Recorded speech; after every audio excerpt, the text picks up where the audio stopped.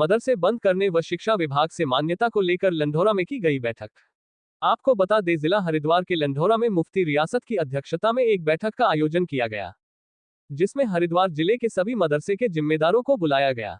मुफ्ती रियासत ने कहा कि उत्तराखंड में जो हालात बनाए जा रहे हैं, ऐसे हालात पहले कभी नहीं थे। प्रदेश में सभी धर्मों के लोग मिलजुल कर रहते आए हैं और भविष्य में भी प्रदेश का आपसी सौहार्द देश के लिए मिसाल बनेगा। उन्होंने कहा, हमें अपने सभी मदरसों के कागजात को सही करना है और शिक्षा विभाग से मान्यता लेनी है।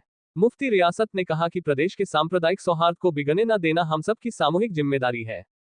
वहीं खानपुर विधायक उमेश कुमार ने कहा, मैं आप सबके साथ कंधे से कंधा मिलाकर साथ खड़ा हूं। जहां भी मेरी जरूरत पड़ेगी मैं आपके साथ वहां तक जाने के लिए तैयार हूं।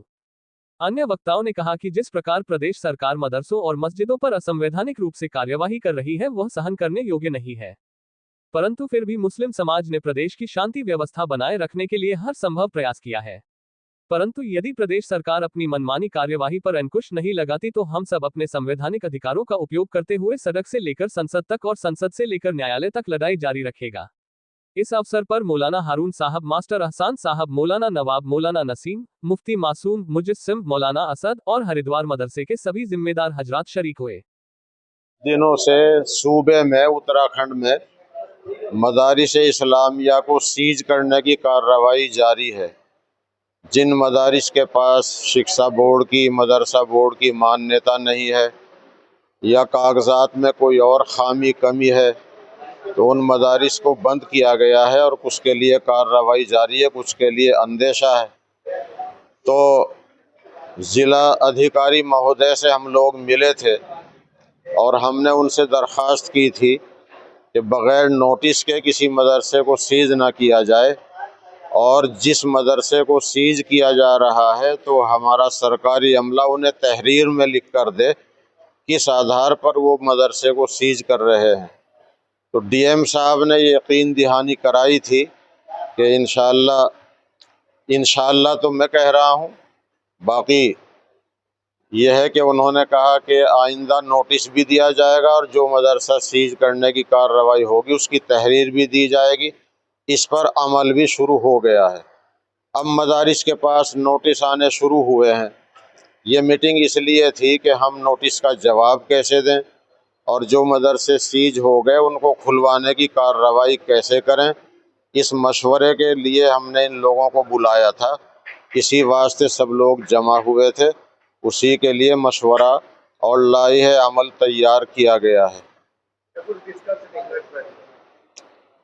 जी, उसके लिए सबको समझा दिया गया है कि हमें अपने कागजात की कार्रवाई कैसे मुकम्मल करनी है, जिन मदारिस को बंद किया गया उन्हें क्या कार्रवाई करनी है और जिनके पास नोटिस आए हैं उन्हें क्या जवाब नोटिस का देना है, ये इनको समझा दिया गया है। जी, विधायक जी भी यहाँ तशरीफ़ लाए, वो तो उनका काफ़ी सपोर्ट है। जमीयत उलमा हिंद जो मुकद्दमा दायर किए हुए हैं, अल्हम्दुलिल्लाह, उन्होंने रमज़ान के शुरू में मुकद्दमा दायर कर दिया था। हज़रत मौलाना सैयद अरशद मदनी साहब जो कायद मिल्लत हैं, अमीरुल हिंद हैं, उनकी तरफ से मुकद्दमा दायर किया गया, जबकि मसला हमारे सूबे का है और हज़रत कुल हिंद जमीयत उलमा के कुल हिंद सदर हैं, मगर उन्होंने ये फ़िक्र ली और जमीयत की तरफ से उन्होंने मुकद्दमा दायर किया।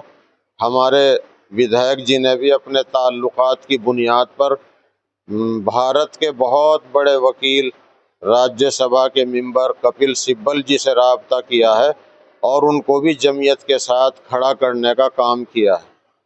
ईद गई थी, मैं ईद पर क्षेत्र में नहीं था, तो सबसे मिलना जुलना हुआ आज, और जो मेरी ईदी रह गई थी वो भी आज मैंने ले ली सबसे। और बाकी जो वर्तमान में परिस्थितियां हैं क्षेत्र में, मदरसों को लेकर, अन्य चीज़ों को लेकर, उन पर चर्चा की गई और आगे कैसे करना है, क्या करना है, उस पर वार्तालाप किया गया। शेड्यूल को लेकर लेने की कोशिश की जा रही है। यार क्या जारी किया है? एक वीडियो बनाई है मनासा बनाने के लिए, वो स्वतंत्र लोग हैं। उन्होंने ये कहा कि हमने आर्थिक जो वित्तीय स्वीकृति है वो रुकवा दी है, पहली बात तो मैं ये बताना चाहूँगा कि कोई वित्तीय स्वीकृति ना रुकी है, ना कोई रोक सकता है। दूसरी बात, हजारों घोषणाएं, लाखों घोषणाएं होती हैं और डस्टबिन में चली जाती हैं। एक कागज जारी करा देना, सिडकुल लाना नहीं होता।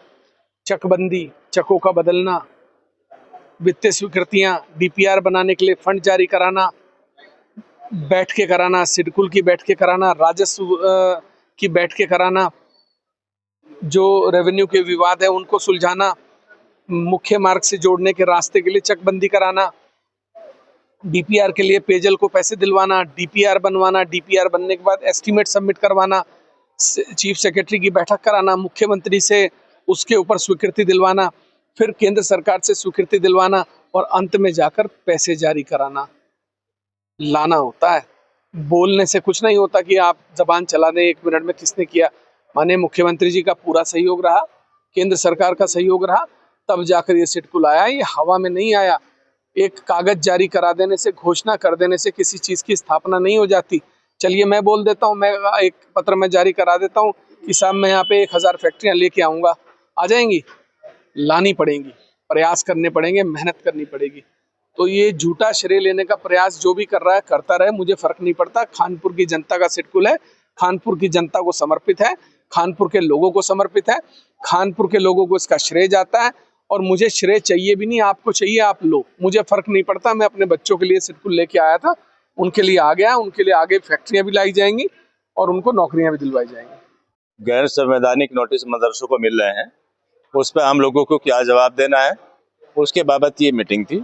इसी मामले को लेके हाई कोर्ट नैनीताल में भी मामला पेंडिंग है और सुप्रीम कोर्ट में भी इस मदरसों को लेके मामला पेंडिंग चला रहा है।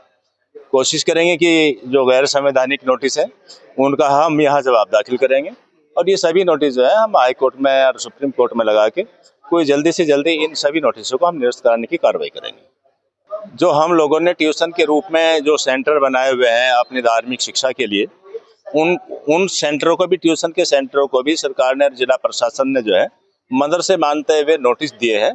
ऐसे वो कोई मदरसे नहीं है बल्कि वो ट्यूशन के सेंटर हैं। बच्चे अपने स्कूलों से आने के बाद में जो अपनी धार्मिक शिक्षा के लिए वहाँ पढ़ने के लिए जाते हैं अपने उस्तादों के पास में अपनी धार्मिक शिक्षा के लिए, उन लोगों को ऐसे सेंटरों को, ऐसे ट्यूशन सेंटरों को नोटिस दिया जा रहा है ना गैर कानूनी, गैर संवैधानिक।